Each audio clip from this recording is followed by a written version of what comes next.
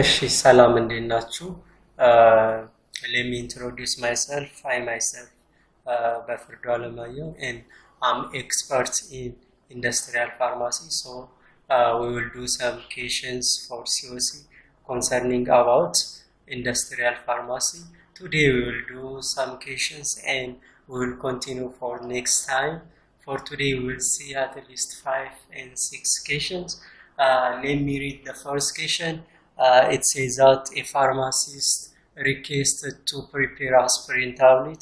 Initially, he formulated granules using a roller compactor. Okay, ምንድነው የሚለው አንድ ፋርማሲስት ተጠየቀ. He is requested ምን እንዲያደርግ የተጠየቀው አስፕሪን ታብሌትን እንዲያዘጋጅ ማለት ነው. So before we are preparing a tablet, let me tell you about the steps in formulation of a tablet. That means a solid dosage for መጀመሪያ dispensing አለ. When we say dispensing in industrial pharmacy, weighing and measuring the accurate amounts of API and excipients. Why? Because the components of any drug is API and excipient ናቸው ማለት ነው.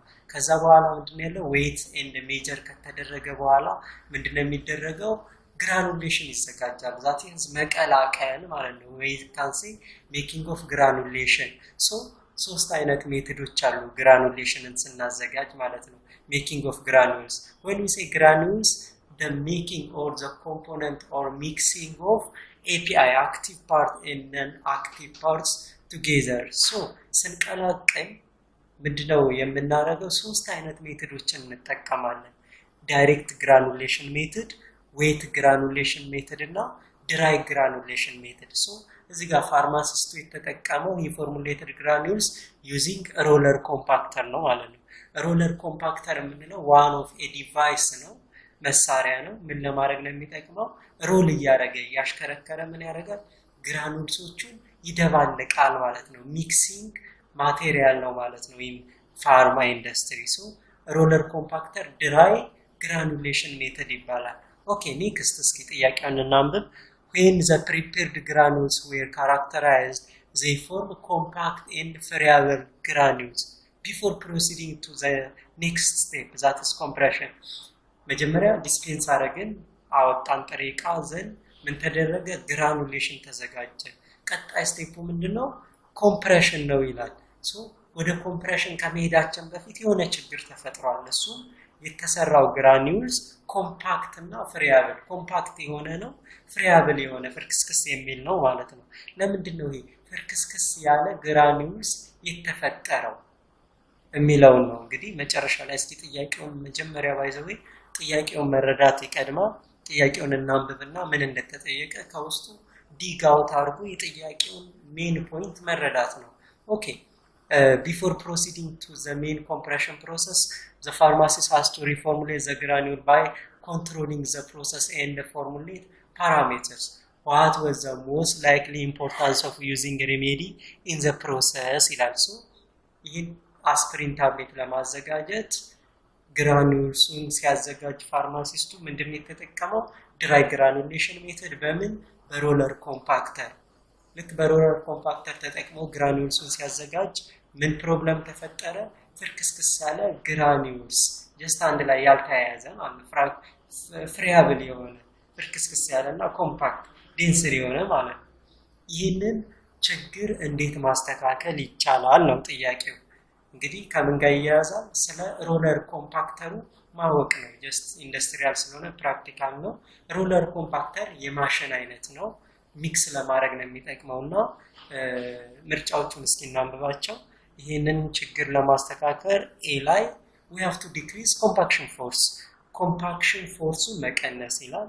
ቢ ላይ decrease roller speed, ስፒዱን መቀነስ. ሶስተኛ ደግሞ ኮምፕረስ እናደርግ ለመቀላቀል የሆነ ማያያዣ እንጠቀማለን. that is one of excipient. there are so many excipients, you know, that binder, diluent, glidant, lubricant, ብዙ አይነት ነን አክቲቭ ፓርት የሚጨማመሩ ነገሮች አሉ. ባይንደሩ መቀነስ ነው ይላል. አራተኛ ላይ or D to increase blend time of powder in lubricant ይላል. ስለዚህ friable or compact or dense የሆነ granules የተፈጠረው በምን ምክንያት ነው ብለን ስናስብ ኮምፓክት ማለት ጥቅጥቅ ያለ ኮምፓክትድ እና ፍሪያብል የሆነ ግራኑልስ የሚፈጠረው በዛ ጊዜ ከባይንደር መብዛት የተነሳ ነው so you have to know the use of each excipient for example lubricant ስንል ምኑን ለመቀነስ ነው ፍሪክሽኑን ለመቀነስ ነው preservative ለምን እንጠቀማለን in order to preserve our formulation from microorganism ነው what is the use of binder ከተባለ binder to bind to connect together or in the what API with excipient or one excipient with another excipient binder by the way at the formulation of solid dosage form መጀመሪያ API ይወሰድና ሙሉ ሁሉንም ባንድ አይቀላቀልም በትንሹ ግራኑልስ ይዘጋጃል API-ውን እንወስድና ከባይንደር ትንሽ ከላብሪካንት ከተለያዩ ኤክሲፒያንቶች ትንሽ ወስደን API-ውን አክቲቭ ፓርቱን እንደባልቀዋለን ለምንድነው ሁሉንም ባንድ የማንደባልቀው ከተባለ just for uniform distribution of API ነው because ለምሳሌ 600,000 ፓራስታሞል or aspirin tablet ለማዘጋጀት እያንዳንዱ ታብ ውስጥ the amounts of API in each tab should be equal or almost የተጠጋጋ መሆን አለበት ማለት ነው that is called the uniform distribution of API throughout all the tabs in one batch so ባይንደሩን ምን ማድረግ አለብን መመጠን ባይንደሩን it is important so እንደዚህ ያለ ኮምፓክት እና ፍሪያብል የሆነ ግራኑልስ የሚፈጠረው due to ባይንደር ሲበዛ ነው ማለት ነው by the way ታብሌት ሲሰራ ባይንደር ከበዛ ኮምፓክት የሆነ ግራኑልስ ይፈጠራል ቀጣው ስቴፕ ኮምፕሬሽን ነው ኮምፕረስ ተደርጎ ታብሌቱን ከተመረተ በኋላ በጣም ሃርድ የሆነ ታብሌት ይፈጠራልና ብላክ ስፖት ይወጣበታል ማለት ነው ታብሌቱ ላይ ግን ባይንደሩን የምንቀንሰው ከሆነ ባይንደሩ ባይንደሩ ሲያንስ ባይንደሩ ሲበዛ የሚፈጠር ችግር አለ if the amount of binder is high in the formulation of any tablet any solid dosage form black spot and very hard tablet is produced if the amount of binder is less the tablet will be brittle ባይንደሩ ሲበዛ just compact እና dense hard የሆነ ታብሌት ነው የሚፈጠረው ማለት ነው ባይንደሩ ደግሞ በጣም ካነሰ ይሰባበራል በቀላሉ ባይንደሩ ሲያንስ ማለት ነው ስለዚህ ከአንድ ፋርማሲስት ኢንዱስትሪያል ፋርማሲ ውስጥ የሚሰራ አንድ ፋርማሲስት መጀመሪያ መመጠን ያለበት the amount of binder ነው because ሲበዛም ሲያንስም ችግር ስለሆነ ማለት ነው ስለዚህ እዚህ ጋር የተፈጠረው ኮምፓክት እና ፍሪያብል ግራኑልስ ዲውቱ ምንድነው ማለት ነው the amount of binder is high ስለሆነ ነው ማለት ነው ስለዚህ ይሄንን ፕሮብለም ማስተካከል የምንችለው የባይንደሩን መጠን በመቀነስ ነው ማለት ነው so in order to prove such kinds of problems that means the occurrence of compact and friable granules we have to decrease the compressible binderun ስንቀንሰው compact እና friable የሆነ granules አይኖርም ማለት ነው so let's we proceed to next question the next question is what it says a pharmacist extracting substance from plant by using suction filtration technique but during filtration the intended amounts of extract or filtrate was not obtained what should the pharmacist do such kinds of problem ነው ማለት ነው እንግዲህ ይሄ የፋርማኮግኖሲ የሚቀርብ ጥያቄ ነው ፋርማኮግኖሲ ላይ plant extraction ነው ከፕላንቱ extract ስናደርግ that means suction filtration አንዱ ሜተድ ነው ሶሊድን እና ሊኩዊድን ሰፓሬት የምናደርግበት ቴክኒክ that is suction filtration technique እንለዋለን ማለት ነው so ፋርማሲስቱ ከፕላንት ኤክስትራክት ሲያደርግ ያገኘው filtrate means liquid part ነው ማለት ነው ተጨምቆ የወጣው ወይንም ደግሞ በፈነል ውስጥ ያለፈው the use of funnel is to separate the solid part from the liquid filtrate is the liquid one which is filtered out from the solid so filtrate ወይንም የሚፈልገው አማውንት አነሰ ነው ስለዚህ ጥያቄው ምንድነው የሚለው ለምን አነሰ intended amount of filtrate አልተገኘም was not obtained ስለዚህ what is the solution ነው ጥያቄው in order to obtain የተፈለገውን አማውንት ለማግኘት ምንድነው መፍትሄው አንደኛው decreasing the surface area of the filter media, B, reducing suction pressure, C, incorporate of talc into slurry, D, increasing resistance using filter bed. Okay, so let's see one by one.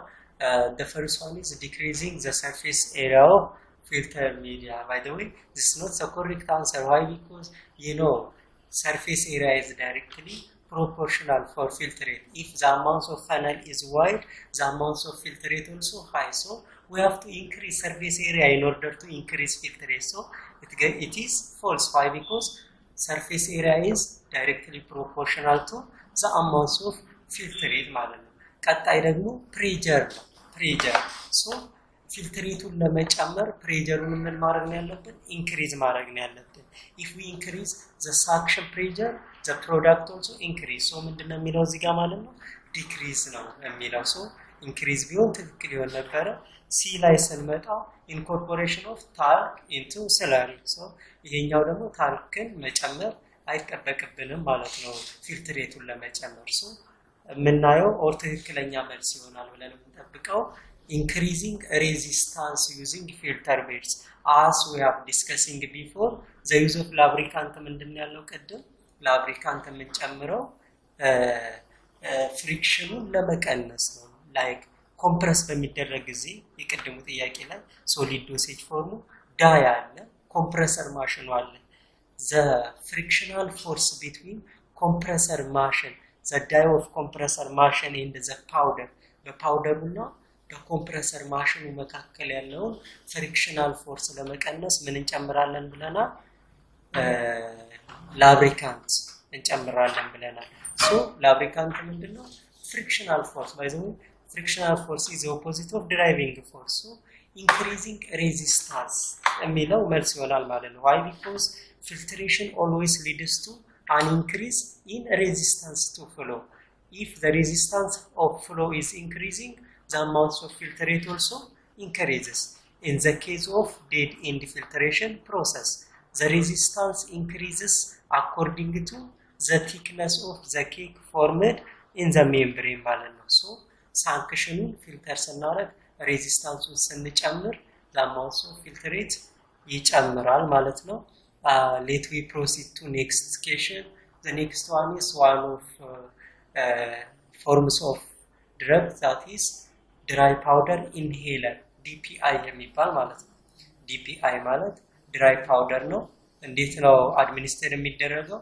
by inhalation ነው ማለት ነው። inhaling to inside our body ነው ማለት ነው። so ፋርማሲስቱ እንዲያዘጋጅ የተጠየቀው DPI ነው ማለት ነው። the question said that a pharmacist wanted to manufacture dry powder inhaler with good aerosolization characteristic. He selected appropriate ingredients, API and the care, and filled with the filling machine. Which formulation optimized will improve aerosolization? You know, aerosol is liquid droplet in the gas ማለት ነው። liquid droplet in the gas, aerosols that is gas dosage form የምንለው ማለት ነው። በኢንሄል ነው የሚዘጋጀው aerosolization እንለዋለን። so aerosolization optimize ለማድረግ or ለመጨመር ምን እንጠቀም or ምን እናርግ ነው? ወይ at the formulation of DPI, that means dry powder inhaler ማለት ነው። okay, so in order to answer this question we have to know first how DPI is formulated. As we know, DPI is aerosolization. It is administered to our body part by inhalation. So the DPI or the dry powder inhaler should has high aerosolization. So what is the carer or what is the excipient that must be used in the formulation of DPI? As we said, every medicine is made from two components. The first component is the active part, that is API. So the API may be crystalline or amorphous. So in order to increase the flow property and for dispersion, the crystalline API is more needed. So እዚህ ጋር የምንጠቀመው API crystalline API መሆን አለበት። ለምን ቢባል to enhance the powder flowability and dispersion crystalline API ከሆነ የፓውደሩ flow property እንዲሁም dispersion መጨመር እንችላለን ማለት ነው next one is one of the API that is used in the optimization of DPI is lactose ነው ማለት ነው why we use lactose in the formulation of DPI means most dry powder inhalers formulation they consist of micronized drug particle blended with larger carrier particles so ምን አይነት carrier እንጠቀማለን ምን አይነት API ነው የሚለው ጥያቄው because pharmacist ምን አድርጓል he already selected appropriate የሆነው ingredient መርጧል what are the two ingredients API and carrier so የመረጠው API ምን መሆን አለበት ብለናል crystalline እንደገና carrier ማለት ነው lactose መሆን አለበት why he selected lactose is it enhance the powder dispersion and reduce particle agglomeration or particle እንዳይል condensed or sedimented እንዳይሆን lactose ይሄንን problem improve ማድረግ ይችላል ማለት ነው so the answer should be C the selected API and the carriers are the API should be crystalline not amorphous and the carrier should be lactose why because in order to reduce agglomeration and increase the sedimentation and dispersion ማለት ነው then we proceed to next question next question okay next question number 48 you were involved in the study you conducted in drug films R&D unit the film produced one batch of tablets and wants to evaluate their quality tablets were formulated from insoluble API active pharmaceutical ingredient and you were interested in those parameters that are important from bioavailability prediction what is the most critical parameter that must be tested so መጀመሪያ ቀደም እንዳልነው ጥያቄው መረዳት ነው ሲቀጥል ጥያቄው ምን አይነት መልስ ነው የፈለገው የሚለው መረዳት ነው if you understand the question very well you can answer easily understanding the question is knowing the answer 50% so ጥያቄው ምንድነው የሚለው ያው ኢንዱስትሪያል ስለሆነ ኢንዱስትሪ ውስጥ ብዙ አይነት ኦፊስ አለ ኳሊቲ ኦፊስ ፕሮዳክሽን ኦፊስ and R&D ዩኒት ይላል R&D unit means research and development office ላይ ነው ማለት ነው so research and development they are checking the quality they are evaluate ነው የሚደረገው ማለት ነው evaluation ነው የሚሰራው so industrial pharmacy or pharmaceutics focus on two things the first one is production the next one is evaluation so መድኃኒቱ ከተሰራ በኋላ ምንድነው የሚደረገው evaluate ይደረጋል unless and otherwise the drug is evaluated for its quality it is not dispensed to the society it's not gonna go to the market so the tablet not only tablet any dosage form which is prepared in industry should be evaluated so ይሄ ጥያቄ ደግሞ ምን እንደሚመለከተው evaluation እንደሚመለከተው ማለት ነው so evaluate ስናደርግ if it is solid dosage form we can evaluate a drug its disintegration time dissolution friability absorption hardness የተለያዩ ነገሮችን evaluate ማድረግ አለብን ማለት ነው so ጥያቄው ምን ይላል ታብሌት ነው የተመረተው it should be evaluated for their quality so ታብሌቱ ከተመረተ በኋላ API ምንድነው insoluble API ነው ይላል then you were interested in those parameters that are important for bioavailability ስለዚህ ጥያቄው evaluate ከኳሊቲ አሹራንስ ጋር ተያይዞ ከምን ጋር ነው ጥርጣሬ የፈጠረው ከባዮአቬይላቢሊቲ ስለዚህ ለባዮአቬይላቢሊቲ ቴስት የሚደረገው የትኛው ነው A disintegration B dissolution C friability D absorption okay let we discuss one by one what is the disintegration dissolution friability absorption what is bioavailability means in pharmacokinetics there are four steps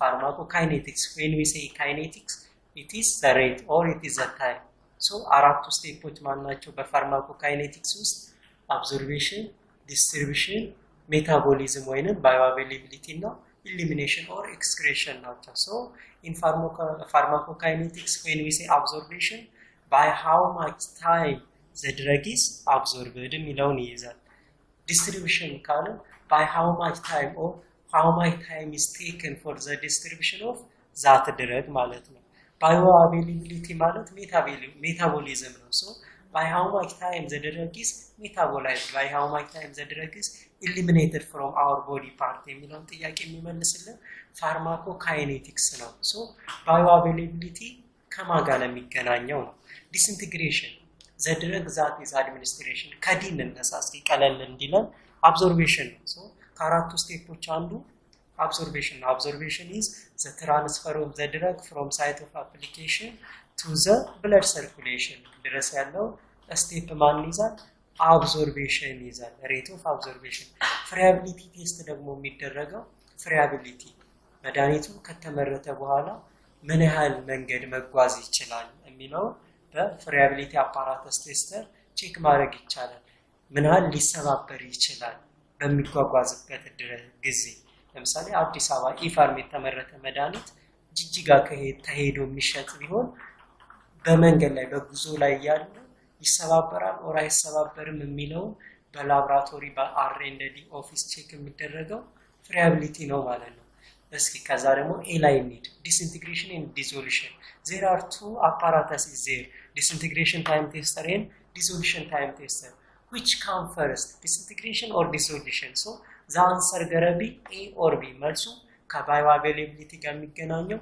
ወይ disintegration ነው ወይ dissolution ነው so let we define the disintegration and dissolution when we say disintegration the tablet እዚህ ጋር ግን ታብሌት ነው ተብለናል ታብሌት ደግሞ ምንድነው solid dosage form ነው it bypasses first pass metabolism አለው so መጀመሪያ ዲዞልቭ ከማረጉ በፊት ምን ይሆናል ማለት ነው disintegrate ይሆናል the tablet that is administered through PO should be disintegrated that means it should be break down into pieces the API the excipient break down ይሆናል ማለት ነው that is disintegration ነው for example ታብሌትን ስናይ ኮትድ ታብሌት አለ uncoated tablet coated ሊሆኑ ታብሌት ወይ ደግሞ maybe sugar coated ሊሆኑ ይችላሉ enteric coated ሊሆኑ ይችላሉ if it is uncoated tablet within 50 minutes disintegrate ሊያደርግ ይችላል ማለት ነው then sugar coated film coated tablet የየራሳቸው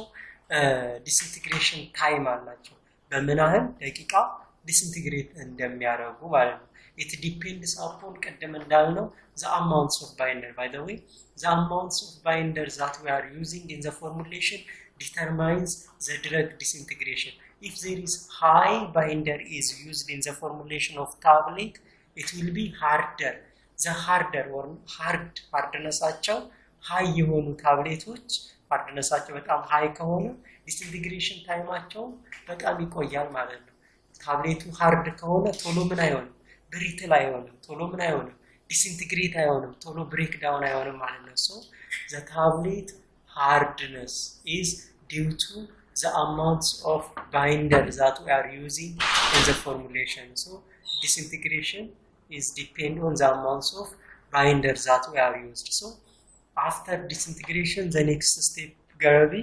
dissolution is just bioavailability it is metabolism after the drug is dissolved so in drug formulation there are two parameters you know that is the lipophilic and the hydrophilic parts of the drug the lipophilic parts of the drug is for penetration of the drug through biological membrane the drug that is administered and disintegrated it should pass our biological membrane or cell membrane made from lipoprotein so መድኃኒቱ ሊፖ ፕሮቲን መሆን አለበት in order to penetrate through our biological membrane ማለት ነው so the lipophilicity behavior of the drug is used for penetration of the drug through our biological membrane in order to reach blood circulation ማለት ነው ሁለተኛው የድረጉ behavior ደግሞ hydrophilicity ነው hydrophilic if it is hydrophilic it can easily dissolved so if the drug is dissolved bioavailability ለምሳሌ IV ከሆነ ምንድነው bioavailability ከፍተኛ ነው እንላለና why because the bioavailability of IV is high because there is no bypass metabolism there is no food to drug interaction directly blood stream ውስጥ inject ስለሚደረግ high bioavailability or it has high metabolism ይኖረዋል ማለት ነው so in order to attain or get high bioavailability of the drug the dissolution time also high so dissolution የሚለው ቀጥታ ከbioavailability ጋር ይገናኛል ማለት ነው we proceed to the next question next question is about suspension so you have to define the three liquid dosage forms suspension solution and emulsion solution is a homogeneous የሆነ mixture ነው ማለት ነው homogeneous there is no two or three phases when we come to suspension it is biphasic it is heterogeneous liquid dosage form why we say it is biphasic ሁለት ፌሶች ስላሉት ምንና ነው dispersion phase እና dispersion phase እና so the two phases of suspension are dispersed phase and continuous phase the dispersed phase is the solid particle the continuous phase is the liquid one so suspension is heterogeneous that means there are two phases the solid particle are dispersed in the continuous phase of the liquid so ብዙ ፋክተሮች አሉት አንደኛው rate of sedimentation that means sedimentation velocity ነው ማለት ነው ብዙ ጊዜ ሰስፔንሽን ላይ ልታገኙ የምትችሉት ላበሊንጉ ላይ ለምሳሌ shake well before use ነው why because for uniformity of API እንደገና ሰስፔንሽን ቁጭ ሲደረግ ምን ያደርጋል ሴዲሜንት ያደርጋል sedimentation ወይንም ደግሞ accumulate ያደርጋል solid particle rather than dispersed in the continuous phase the solid particle settled down at the bottom of suspension that's why suspension ስንጠቀም ሁሉ ጊዜ ምን ማድረግ አለብን ሼክ ማድረግ አለብን ማለት ነው in order to decrease rate of sedimentation so ጥያቄው ምንድነው የሚለው the sedimentation velocity of a particle forming internal phase 4 of for suspension preparation where tested and present as following table ይላል አራት ሰስፔንሽኖች አሉ sedimentation velocityቸው ይለያያል ማለት ነው suspension 1 1.45 suspension 2 3.75 suspension 3 2.05 and the last suspension is 2.56 rate of sedimentation velocity ያለው ማለት ነው centimeter per minute and minute ውስጥ ምን ያህል rate of sedimentation ይኖረዋል ማለት ነው so በቀላሉ ይሄን ጥያቄ ለመመለስ sedimentation velocity or rate of sedimentation ከsuspension ጋር directly proportional ነው or inversely proportional ነው sedimentation velocity ሲያንስ or ሲያድግ የሚፈጥረው ተጽዕኖ ነው የምናየው ማለት ነው so the question is which suspension allowed adequate time to measure an accurate dose ለሚለው ማለት ነው so our answer is suspension 2 and people it has high sedimentation velocity allow ማለት ነው it is directly proportional if it is sedimentation velocity is high it is time to measure the rate of sedimentation also balance ነው ማለት ነው okay let we proceed to next question the next question is about Miller okay first I told you in the first question the steps in the formulation of solid dosage form the first one is dispensing that means measuring the accurate amounts of API and excipient and next one is mixing or formulation of granules and next step granules ከተዘጋጀ በኋላ drying ነው then milling ነው then compression ነው then blistering ነው blistering is the primary packing so in በአማርኛ የሆነ solid dosage form ሲዘጋጅ አንድ ኢንደስትሪ ውስጥ መጀመሪያ API እና excipient dispensed ይደረጋሉ ወጪ ይደረጋሉ ከስቶር ማለት ነው the amounts of API እና excipients በትክክል ሜጀር ከተደረጉ በኋላ ቀጣው ስቴፕ ግራኑሌሽን ማዘጋጀት ነው that means mixing ማለት ነው API እና excipient ግራኑሌሽን ከተዘጋጀ በኋላ ለሁለት ቀን or ለአንድ ቀን እንዲደርቅ ይደረጋል why because ምን ስላለበት ባይንደሩ ከሌለ ደግሞ API እና excipient አይቀላቀልም ማለት ነው ሁለት ሶስት ቀን የተደባለቀው ግራኑልስ ከተቀመጠ በኋላ ምን ይደረጋል ይፈጫል ማለት ነው that means milling ሚል ማለት ያው መፍጨት ነው ማለት ነው ከተፈጨ በኋላ ምን ይሆናል ለምንድነው የሚፈጨው in order to make equal particle size the particle size determines compression the particle size determines the uniform distribution of API throughout the tablet ማለት ነው so ሚክስ ከተደረገ በኋላ that means granulation ከተፈጠረ በኋላ ምን ይደረጋል ሚል ይደረጋል ይፈጫል የተፈጨው ሚል የተደረገው ፓውደር ደግሞ ወዴት ይሄዳል next step to milling is compression compress ይደረጋል ማለት compress ማለት ታብሌቱን ፕሮዲዩስ ማድረግ ነው after compression the last step is blistering when we say blistering in solid dosage form blister ሲዘጋጅ ለምሳሌ አንድ ስትሪፕ ማለት one strip of tablet ስንት ይዛል 10 ፍሬዎች ለምሳሌ ፓራስታሞል 10 ፍሬዎች በአንድ ስትሪፕ ውስጥ እሱ blistering እንለዋለን blistering is putting 10 tabs in one strip ማለት ነው that is primary packing ይባላል so these are the steps in the formulation of solid dosage form ስለዚህ ጥያቄው ስለ የትኛው ስቴፕ ነው የሚያወራው ስለ ሚሊንግ ስለ መፍጨት ነው ማለት ነው why we mill ከግራኑሌሽን ወይንም ከሚክሲንግ ከግራኑሌሽን ቀጥሎ ያለው ስቴፕ ምንድነው ሚሊንግ ስለ ሚሊንግ ነው የሚያወራው ማለት ነው ኦኬ እስኪ ጥያቄውን እናንብበው an operator is reporting that the particle size of a drug is not optimal okay ስለምንድነው የሚፈጨው ብለና ፓርቲክል ሳይዙ ምን ለማድረግ ነው እኩል ለማድረግ ነው ግን ሲፈጭ ምን አልተፈጠረም ይላል the size of drug is not optimal ስለዚህ የተፈጠረው ችግር ምንድነው particle size እኩል አልመጣም ነው so operator by the way industrial pharmacy ውስጥ ፋርማሲስቱ አለ operator ማሽኑን የሚያስተካክል ሜካኒክሶች አሉ ኳሊቲ አሹራንስ ውስጥ ኬሚስቶች ይኖራሉ በየ15 ደቂቃው ሳምፕል ይወስዱና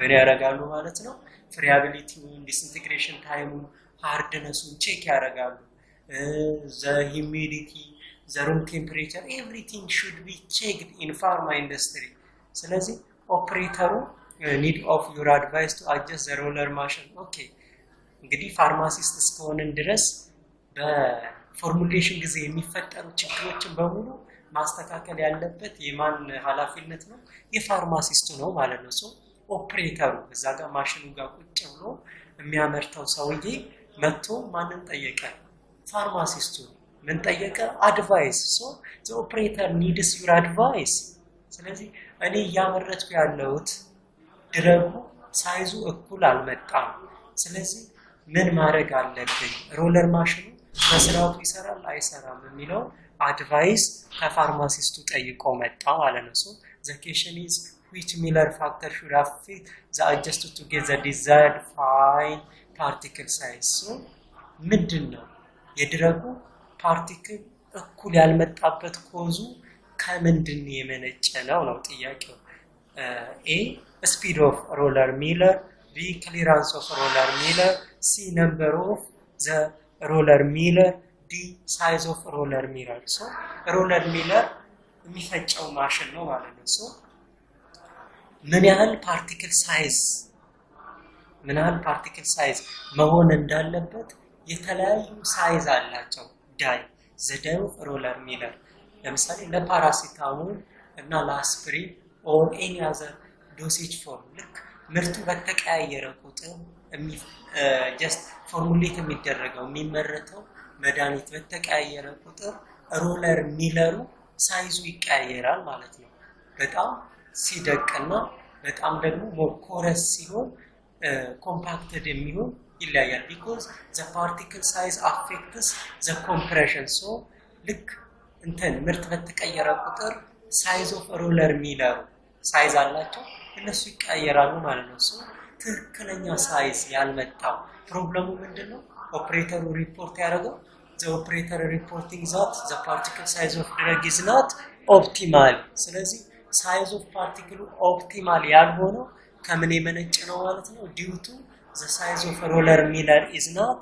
changed so the answer should be D due to the size of roller miller the size of the drug is not optimal so this gonna be your advice for operator in order to correct and gain the accurate size of the drug which is prepared in your pharma industry this is all about our today's topic so the next question we will see another time. Thank you for attention. Bye.